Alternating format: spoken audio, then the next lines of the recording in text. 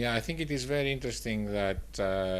my colleagues and myself will be in Vienna this year, in particular to see the progress that has been achieved since not only last year, but since the first Paris Congress we did back almost 20 years ago, 94 I think, in particular to be able to see how much of the issues that we're addressing in our policy priorities, being on the trans-European networks, being on urban applications, being on logistics, how many of these things are ready and to be deployed,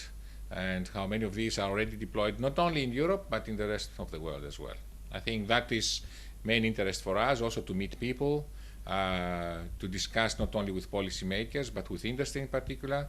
to hear their expectations from us, and to see how we can put some things in motion.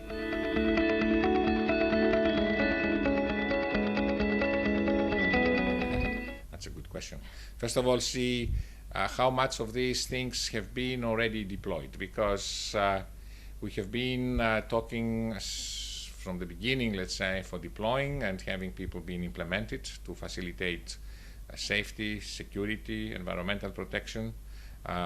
in transport for our citizens and to make better use of our infrastructure. So I would like to see, first of all, how many of these things are already there.